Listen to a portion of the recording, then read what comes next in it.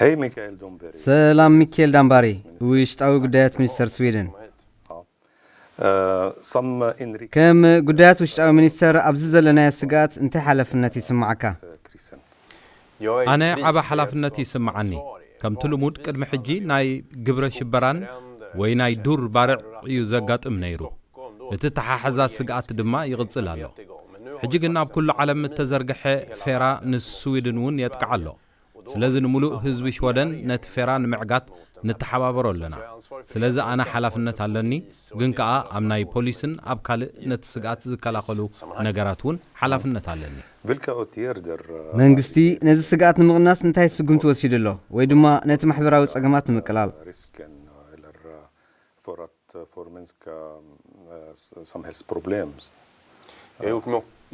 بزح سقمتታት ወሲድና ኣለና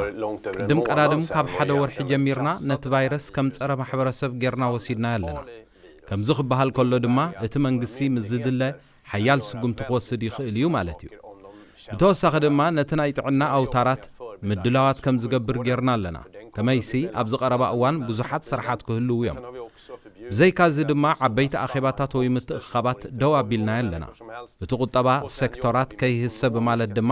መበረታትዒ ስጉምትታት ወሲድና ኣለና ግን ከኣ ከምዚ ምግባር ብዘይ መጠን ከቢድ እዩ እቲ ናይ ጎረባብትና ዶባት ምዕፃው ድማ ነቲ ማሕበረሰብ ከይጎድኦ ኣይተርፍን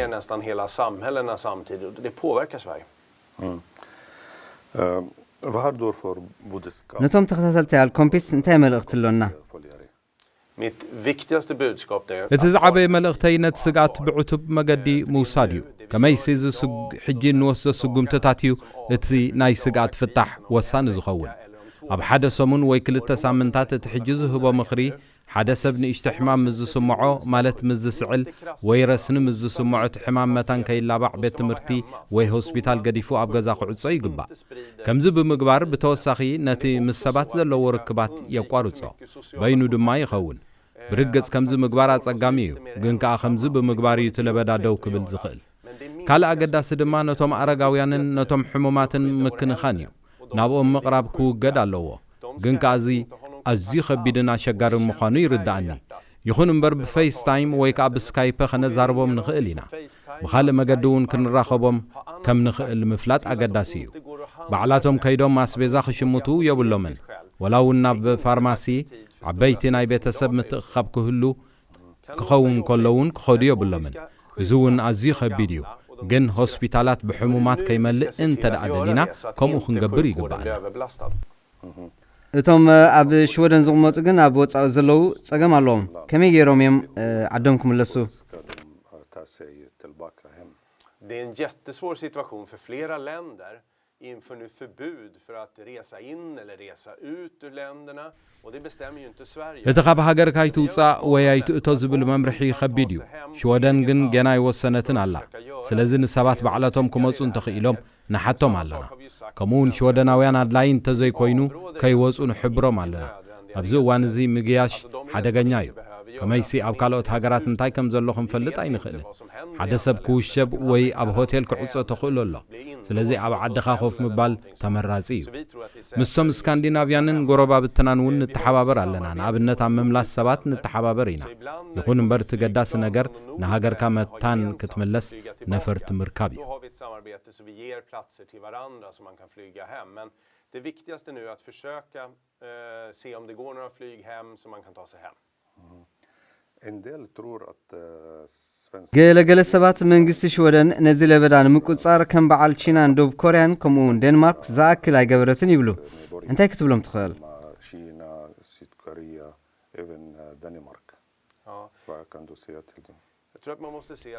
ንሕና ነቲ ናትና ክኢላታት ዝብሉና ምኽሪ ኢና ንሰምዕ ከምዚ ምግባር ከኣዩ ውፅኢታዊ ዝኸውን ንኣብነት እቶም ተምሃሮ ብገዛውቶም ኮይኖም መታም ከጽንዑውን ክመሃሩን ካልኣይ ደረጃ ኣብያተ ትምህርትታትን ዩኒቨርሲቲታትን ዓጺና ኣለና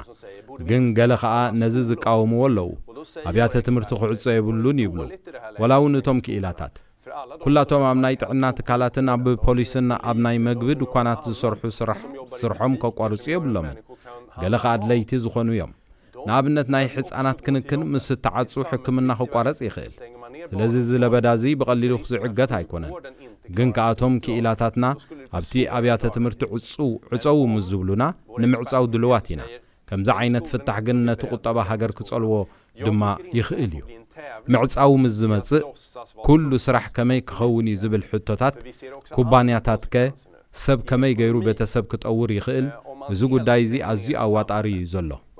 ንሕና ሽወደናውያን ግን ናይቶም ክኢላታት ምኽሪ ኢና ንሰምዕ ዘለና ከመይ ስንሳቶም እዮም ነቲ ለበዳ ንምቁፅጻር ዓቕሚ ዘለዎ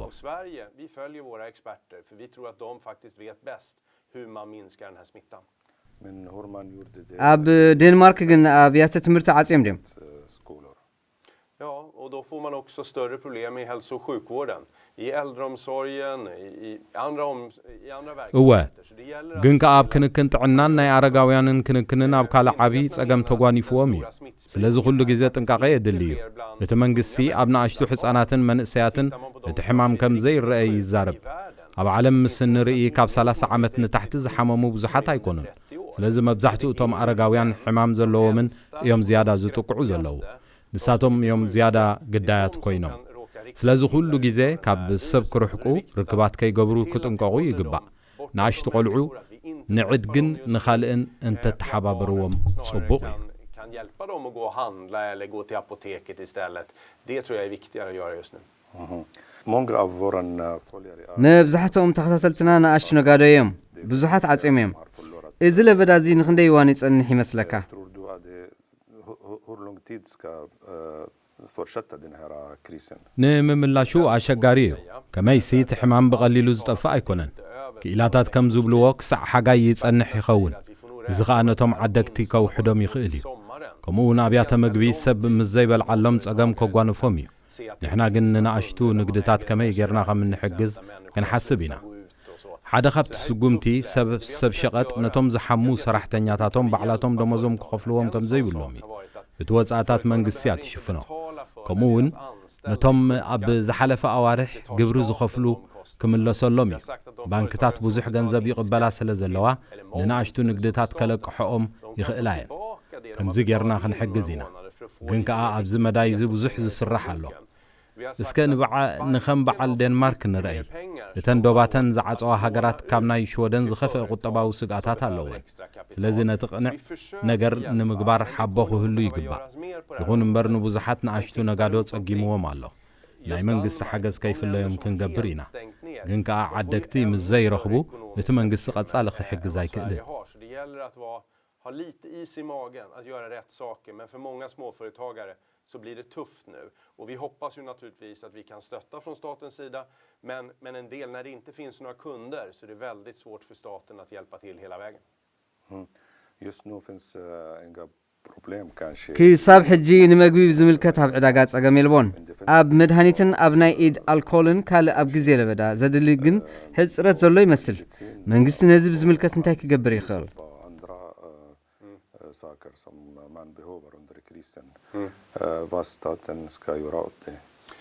Vi gör ganska mycket. Vi har talat med till exempel handsprit som börjar ta slut nu i hälso- och sjukvården. Jag träffade ዝከኣለና ንገብር ኣለና ብዛዕባ እቲ ዝውዳእ ዘሎ ናይ ኢድ ኣልኮል ተዘራሪብና ኣለና ነቶም ቮድካ ዝሰርሑ ናይ ኣብሶሉት ኩባንያ ረኺብናዮም ነይራ ሕጂ ንሳቶም ናይ ኢድ ኣልኮል ከፍርዩ እዮም እዛ ኩባንያ እዚኣ ጥራይ 200,000 ሊትሮ ኣልኮል ኣፍርያላ ነዚ ድማ ነቶም ናይ ኢድ ኣልኮል ዝሰርሑ ክትህቦም እያ እዚ ድማ ኣብ ትካላት ጥዕና ክዝርጋሕ እዩ ንስቶም ማስኬራ ዝሰርሑ እውን ንተሓባብር ኣለና ካብ ዝመጽእ ወርሒ ጀሚሮም 200,000 ማስኬራ ወርሒ ከም ዝሰርሑ ተዳልዮም ኣለዉ ስለዚ ሕፅረት ክህሉ ከሎ ምስቶም ዝምልከቶም ኣካላት ኢና ንዘራረብ ሽወደናዊ ኩባንያ ኣሎ ዶ ክንሕግዞ ንኽእል ዶ ሓቢርና ንሰርሕ ንኽእል ዶ ገሊአን ኩባንያ ነቲ ዘየድልየን ኣቑሑ ናብ ትካላት ጥዕናን ናብ ኣረጋውያንን ይልእኮ ኣለዋ ስለዚ ሓደ ሰብ ንትካላት ጥዕና ዘድሊ ነገራት ክውፊ ምስ ዝደሊ ናብ TMSB ማለት ናይ ሕብረተሰብ ሓለዋን ጥዕናን ምድላዋት ኣብ ህፁፅ ግዜ ኩነታት ክልእኽ ይኽእል እዩ Vi behöver inte det här just nu. Sjukvården behöver det bättre eller äldreomsorgen behöver det bättre. Och då har vi, vill man skänka någonting, då kan man gå via Myndigheten för samhällsskydd och beredskap, MSB. De tar emot om det finns sådana saker som sjukvården behöver just nu. እዚስ ብዙሕ ግዜ ኣይወሰደን ዶ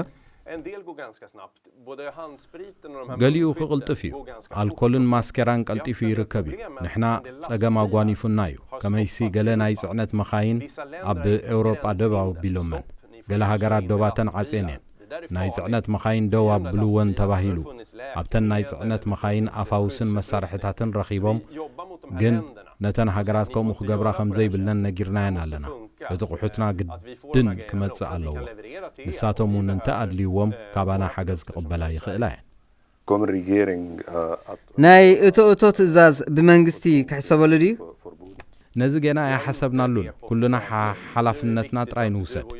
ማለት ምስ እንሓምም ናይ ስራሕ ይኹን ወይ ናብ ቤት ትምህርቲ ኣይንኺድ ንኣረጋውያን ንከናኸኖም ምስ ብዙሓት ሰባት ከም ዘይራኸቡ ንግበር ኣብ ኣዝዩ ብዙሕ እኩብ ሰብ ዘለዎ ማለት ከም ፌስታን ድግሳትን ኣይንኺድ እታ ገዳሲት ኣብዚ እዋን እዚ እንገብራ ስራሕ እዚኣ እያ ኣብ ገለ ሃገራት ወተሃደራዊ ናይ እቶ ሰዓታት ተኣውጅሎ ግን እዚ ኣዋጃት እዚ ክሳዕ ሓጋይ እንተቐጺሉ ካብኡ ንላዕሊ እውን ይኸይድ ይኸውን ንኽልተ ወይ ሰለስተ መዓልታት ጥራይ ጥቕሚ የብሉን ኣብ ከባቢና ሰብ ክህሉ ይግባእ ንኣረጋውያን ሕሙማት ብሓደ ኮይንና ክንከናኸኖም ሓላፍነት ዘለና ኮይኑ ስምዓኒ ካብ ወተሃደራዊ ኣብ መገዲ ምዝርጋሕ ድማ ከምዚ ጌርካ ምቅላስ ዝያዳ ዝበለጸ መገዲ ኮይኑ ይስምዓኒ እዚ ኣኻለ ከይከውን ይኽእል እዩ ግን እቲ መንግስቲ ከምዚ ምግባር ጥራይ ውፅኢታዊ ይኮነን እሞ ሓድሽ ውሳነ ክንወስድ ኣለና እንተበለ ነቲ ውሳነኡ ኸነተግብሮ ድልዋት ኢና ኣብዚ ግዜ እዚ ብዙሓት ተኸታተልትና ነዚ ለበዳ እዚ ካብ ሕብረተሰብ ንጥፋእ እንታይ ክግበር ከም ዘለዎ ይሓትና ኣለዉ ብዛዕባ እዚ እንታይ ትብሎም Det absolut viktigaste tror jag era lyssnare och tittare kan göra det. ነቶም ተኸታተልትኩም ክብሎም ዝደሊ ኣገዳሲ ነገር እንተሎ ኣእዳዎም ክሕጸቡ ምዝሓሙ ድማ ካብ ስራሕ ከይበኽሩ ነቶም ኣረጋውያን ድማ ኣብ ብሑት ቦታ ክሕዝዎም ዝብል እዩ ንቤተሰብ ኣዝማድን ምንጋር ሓበሬታ መሃብ ዓባይካ ወይ ኣባሓጎኻ ገለ ንምዕዳግ ናብ ዱካን ክኸዱ ምስ ትርኢ ባዕልኻ ተለኣኮም ፈይስተኦም ምስ ኣረጋውያን ከም ዝዛረብ ግበር ናብ ደገ ኸይወፁ ረኣዮም ኣብ በረኻ ምዝዋር ግሩም እኳ እንተኾነ ኣብ ብዙሕ ሰብ ዘለዎ ቦታ ግን ዘይምኻድ ተመራፂ እዩ እዚኦም ኣገደስቲ እዮም ሓላፍነት ወሲድካ ምትሕግጋዝ ናብ ቤት መድሃኒት ወይ ከዓ ፋርማሲ እናተመላለስካ ምሕጋዝ ኣብ ማእከል ጥዕና ትሰርሕ እንተኾንካ ሕማም ምዘይህልወካ ኣይተብኩር ኣብኡ እቲ ዝመጻኢ ናይዚ ሕማም እዚ እዩ ዝውሰን ኣውቶቡሳት ደው ዘይበላ ምኽንያት ነቶም ብእግሮም ንሕክምና ዝኸዱ ንምሕጋዝ እዩ እቶም ኣብ ናይ ሕፃናት ኣብያተ ትምህርቲ መግቢ ዘዳልዉ ምግቦም ብመዓልቲ ክረኽቡ ይግባእ እቲ መዓልታዊ ናይ ህይወት መስርሕ ክኸይድ ኣለዎ ንሱ ምስ ዘይህሉ ትምትሕግጋዝ ከቋርጽ ይኽእል እዩ እቲ ጥዑይ ካብ ስራሕ ከብኩር ኣይግባእን ብዝከኣሎ መጠን ከገልግልን ክሰርሕን ኣለዎ ሓደ ሰብ ምልክት ናይቲ ሕማም ምስ ዝረኣዮ ኣብ ገዝኡ ክጸንሕ ኣለዎ እቶም ኣረጋውያን ከይሓሙ ከዓ ዓቢ ጥንቃቐ ክንወስድ ይግባእ Är man frisk då går man till jobbet försöker hjälpa till så mycket som möjligt. Har man minsta tecken på sjukdom då ska man stanna hemma och framförallt hjälp våra äldre att inte bli sjuka. Sista fråga. ናይ መወዳእታ ሕቶ ሽወደን ነዚ ለበዳ እዚ ትብድሆ ዶ ትኸውን ሃገር ሽወደን ነዚ ለበዳ እዚ ክትብድሆ ትኽእል እያ ግን ኣብ ዝመጽእ እዋናት ክገድድ ይኽእል እዩ ነዚና ንውጥን ዘለና እዚ ሕጂ ንገብሮ ነቲ ኣብ ዝመጽእ ሰሙናት ዝኽሰት ናይ ክንክን ጥዕና ኩነታት ክጸልዎ ይኽእል እዩ ስለዚ ሕጂ ብምስራሕ ነቲ ናይ ሃገርና ኩነታት ከይብእስ ክንገብር ንኽእል ኢና እዚ ማለት ግን ኣብ ቀውሲ ንኣቱ ኣይመስለንን እዩ ናይ ሃገር ሽወደን ስርዓት ሕክምና ጽቡቕ እዩ እቶም ሰራሕተኛታት ክንክን ጥዕና ከዓ ንፉዓት እዮም ኩሉ ሰብ ብሓደ ግዜ ናብ ማእከል ክንክን ጥዕና እንተመጺኡ ግን ጸገም ከጋጥም ንቡር እዩ ስለዚ ኩሉ ሰብ ብሓደ ግዜ ከይሓምም ክንጽዕር ኣለና ከምዚ ብምግባር ድማ ነቲ ስግኣት ከነቃልሎ ንኽእል ኢና ሚካኤል ዳምባሪ ሚኒስተር ውሽጣዊ ጉዳያት ኣብዚ ብምምጻእካ ነመስግነካ Tack för att jag fick komma. Tack.